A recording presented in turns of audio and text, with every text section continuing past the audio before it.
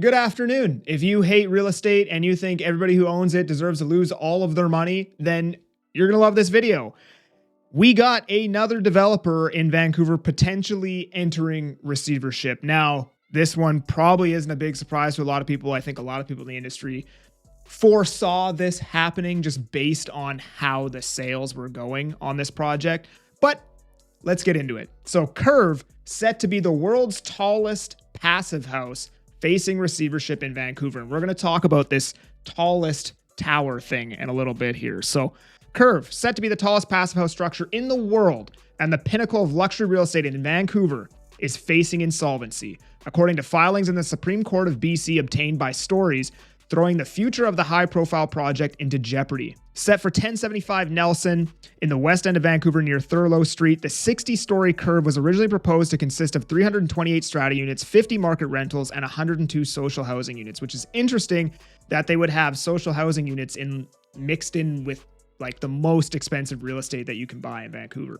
But nonetheless, the property currently consists of 2 vacant apartment buildings that BC assessment values at $38 million. The project was approved by the City of Vancouver in 2022, but has yet to reach the construction stage. Earlier this year, the developers secured approval to cut the planned social housing units in exchange for a $55 million cash in lieu payment. The city had previously amended the West End rezoning policy to allow for cash in lieu payments, and Bavaria Group is replacing the social housing units with market rental units. The change does not appear to be enough, however, so they approved this in 2022. They launched it in 2023, which obviously is pretty bad timing considering they had just banned foreign ownership, which was probably going to be the buyer for something like this. It's pretty much the buyer for luxury real estate in Vancouver for the most part. The receivership against 𝐕𝐄𝐒 was initiated on Friday, July 11th by the Royal Bank of Canada on behalf of a lender syndicate that also includes BMO and Meridian Credit Union. According to court documents, the two sides entered into a mortgage agreement in May 2023 and later amended several times for the principal amount of $90 million with a loan maturity date of April 30th, 2025. And under this loan agreement, the developers could extend the maturity date to July 31st, 2025 if they paid an extension fee of $225,000 before April 30th. The extension fee, however, was not paid, the loan matured, and Bavaria Group thus defaulted on the loan agreement. The lenders then made a formal demand for payment on June 11th and gave the developers until the 23rd to repay the loan. That date came and went and the loan was not repaid, thus the lenders initiated the receivership proceedings. According to RBC, the outstanding date owed as of July 10th is $91 million, not including the interest that continues to accrue. RBC notes that there are several other mortgages and charges registered on the land title, but the exact amounts were not provided. The receivership application is yet to be approved, but is set to be heard by the Supreme Court on Friday, July 25th. So 𝐕𝐄𝐒 did launch in March of 2023 at a time when the market was questionable at best. Actually, spring of 2023 was the last time the market was truly good, and still didn't see a lot of success, obviously. Since then, the real estate sector has only gotten worse, and the project was likely significantly affected by market conditions made worse by 𝐕𝐄𝐒's ambitious prices that resulted in only a small pool of potential buyers. Prices for one-bedroom units started at $1 million and reportedly went as high as $60 million for the penthouse.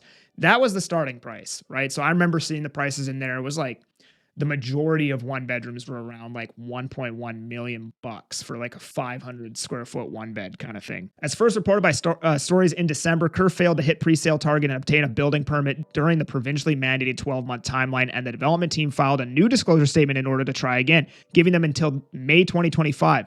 Earlier this year, the province and BC Financial Services Authority then launched a new pilot program that extended the mandated timeline to 18 months, and 𝐕𝐄𝐒 was able to secure that extension. So apparently at one point last year, realtors even offered a car plus condo promotion. I don't know if that was the realtors or the sales team. That'd be a pretty interesting promotion to run on the buy end. Like if you buy a pre-sale with me, I'll give you a Porsche. I don't know if that's the case or if it was the sales team doing it, but nonetheless, where buyers of 𝐕𝐄𝐒 units would receive a Porsche for free. More recently, 𝐕𝐄𝐒 has offered a guaranteed buyback program. So this is the second time I'm seeing that program, among other incentives. Last year, as first reported by Stories, one buyer who purchased 4 units in 𝐕𝐄𝐒 was sued by the developer after the buyer paid the initial deposits for all the units and then stopped making the deposit payments. If the receivership application is approved, the project will likely go through a court-ordered sales process. Considering the size of this project and the current state of the presale market, even finding somebody to take this on and finish building this project is going to be extremely freaking difficult. So this is just another domino You know, it seems like of everyone that's feeling the pain right now, the development industry is definitely getting the short end of the stick. They're getting absolutely destroyed right now. Borderline wiped out. You know, in Ontario, you literally can't build anything except rental, I guess, right? So not good. Now, I want to talk about this tallest tower, okay? There is something called the Skyscraper Index. This has kind of been floated around on social media, where basically it shows that the world's tallest buildings have risen on the eve of economic downturns. Basically, it's a topping indicator. Every time somebody wants to build the tallest tower, the market seems to tank and the economy goes to shit.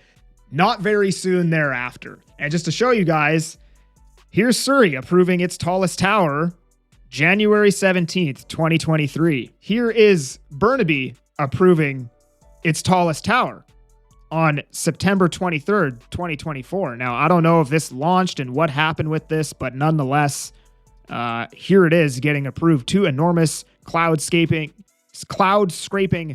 high-rise towers have been approved in Burnaby. I don't know if this is one of them is slated to become the tallest building west of Ontario. So here's another tallest tower fiasco. And just recently, we have Calgary's next two tallest towers getting proposed. So what's going on in Calgary right now? You have inventory basically up. It's like 50% to 100% year over year, sales dropping. And now some dude wants to build the tallest tower. So you have a couple topping indicators going on in Calgary. I've been talking about Calgary since at least spring of 2024, and I've taken a lot of heat for that. But my whole thing is the only reason why people are buying in Calgary is because of affordability, because it's cheaper, right? You know, people are talking about a new paradigm. There's a tech sector there. There's this. It's going to be different this time. And I just think it's because of affordability. And the problem with that is when the prices go up because more people are moving there, then it becomes less affordable, right? Like 2 years ago when interest rates were 6% and the prices in Vancouver were 10 to 12% higher and the prices in Calgary were 20% lower, you could move and get the same thing and your mortgage payment might be $2,500 a month less, right? Well, today when interest rates have come down, the prices in Vancouver have come down, the prices in Calgary have gone up, you might only be saving $1,300 for moving to Calgary, and maybe not from Vancouver to Calgary, maybe like Surrey to Calgary or Langley to Calgary, right? But that amount you're saving might only be $1,200, right? So it becomes the biggest reason, the biggest incentive to move there is starting to go away as the prices have gone up there and the prices have come down here. So I'm not saying Calgary's gonna crash, but there's a couple topping indicators out there that would signal this is the end of the bull run for Calgary. Now, because I didn't show you guys, this is what the curve looks like. You know, it's a beautiful building. They have it marketed here as like, look, it's, above the clouds. It's a super tall building. It looks very nice.